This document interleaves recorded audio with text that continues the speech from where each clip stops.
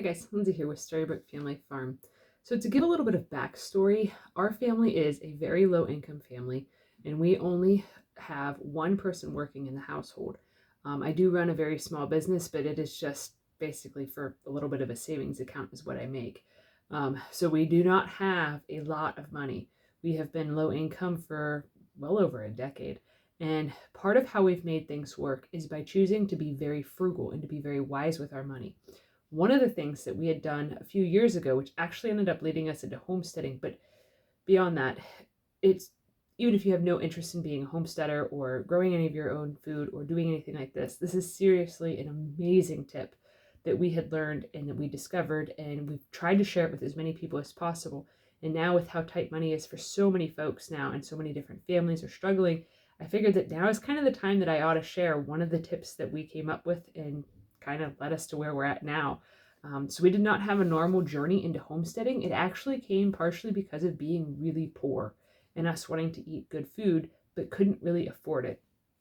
So what we started doing was actually focusing on growing the things, trying to grow things that our family ate the most of. One of those things was green beans. We absolutely love green beans. I have no idea why our family likes green beans so much, but me, my wife, all three of our kids, that is like our go-to vegetable for every meal pretty much and stuff. Like if there's not something else like, in season that's like, ooh, that's new, we usually opt for green beans and stuff. That is just what we always go for and stuff. So my first thing that I had thought of was, well, cans of green beans are kind of expensive, and as the kids got older, we needed to use 2 cans of green beans instead of just one and stuff. And then as they got even older, it would have equated to 3 cans of green beans for all of us to eat and have enough green beans that we felt satisfied with.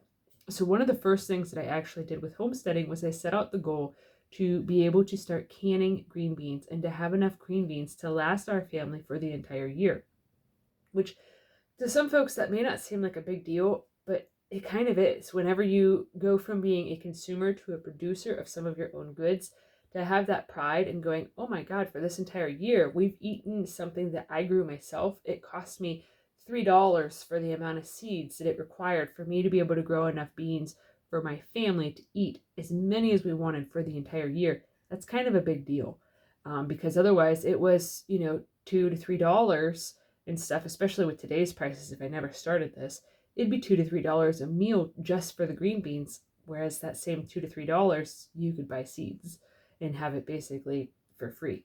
If you don't know how to can, you can always freeze it, and it's very super simple. Another thing that we had done right off the rip was actually start making our own spaghetti sauce, because of the fact that we liked ragu spaghetti, and they kept slightly tweaking the recipes. And the one that we really liked, you couldn't find it anymore. It was getting very difficult to find it, and it was getting expensive. So then we were eating spaghetti a lot less often than we liked, and we wanted to be able to have a more consistent taste, flavor, and all that junk. And we just basically wanted it to be cheaper. Spaghetti is not an expensive meal, especially if you're feeding a large group of people. But if you can't find the big, like value-sized spaghetti sauce container things, it does get expensive, because then you have to buy multiples of the smaller ones, and it's just kind of a pain, especially when you find one you really like and then you suddenly can't find it because of shortages. And in our household, that does not go over well. We do not like changes to our food and things of that nature. Another thing that we eventually learned was we like to consume alcohol. We like wine a lot. Wine is very expensive. We learned over the years that it is very cheap to make your own wine.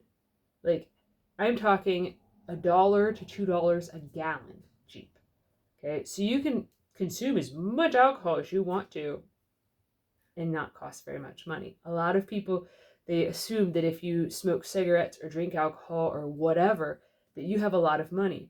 Back when we used to smoke, we also rolled our own cigarettes. Like, granted, we haven't smoked in like 4.5 years, thank God, because now the prices are absolutely outrageous. Like, they were high, 4 or 5 years ago, but now it's really insane. But one of the things that we had done to save a lot of money was actually we started rolling our own cigarettes and stuff to save a lot of money, because it back then if we were to buy a pack of cigarettes, it was about $5 a pack.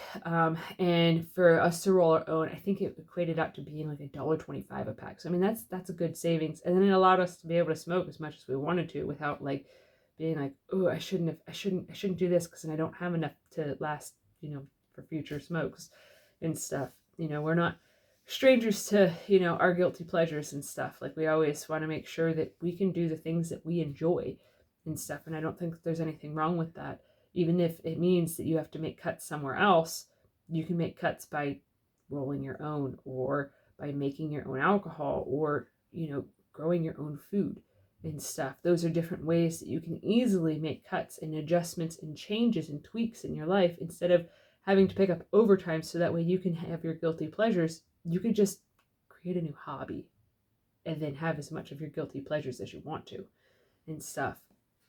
And I know that it's not feasible for everybody to grow their own food, but one of the things that is feasible is to go to different produce type stores that have things marked down and reduced for quick sale.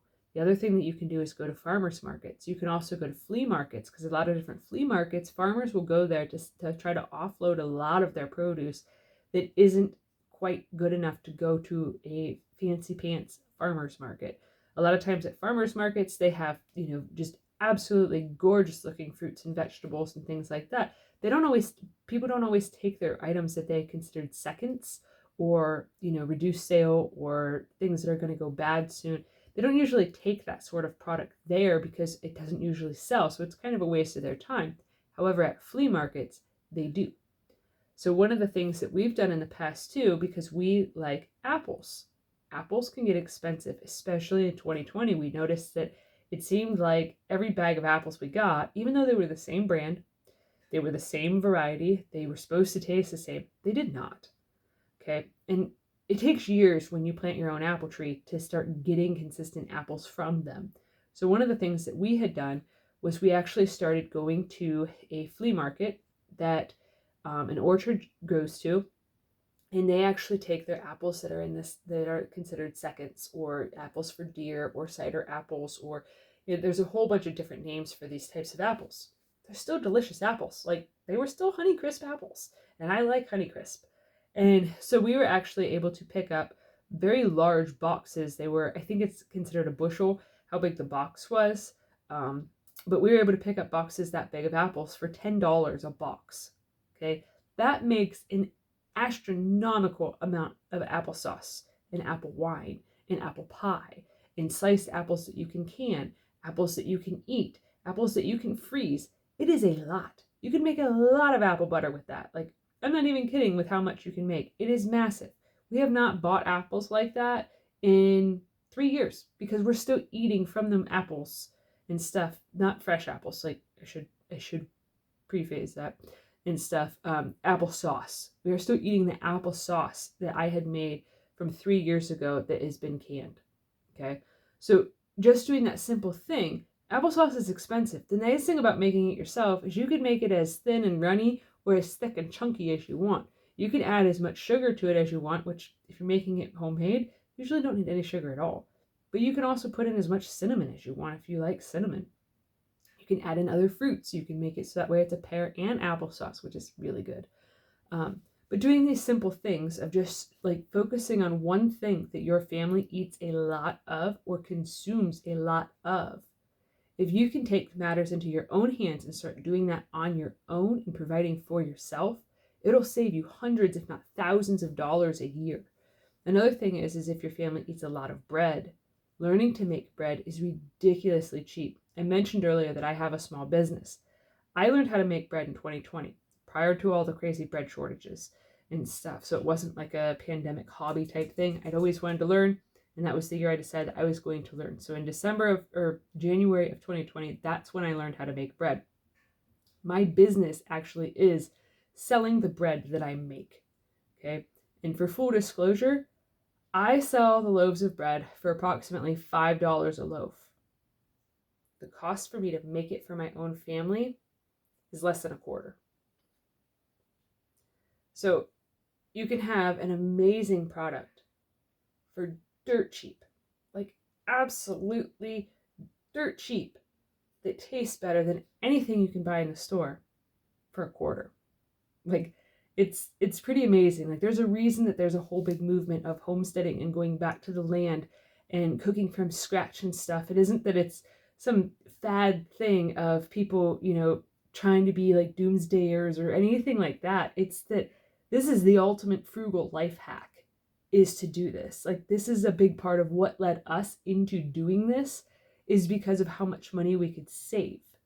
And, it might not seem like a big deal to be like, oh, well, I saved $100 this month, or I saved $100 that month. But if you think about it, and how many hours you'd have to go to work to make that same $100, or to make that same $300, $400, whatever it is that you end up, being able to do a value added product with it and stuff.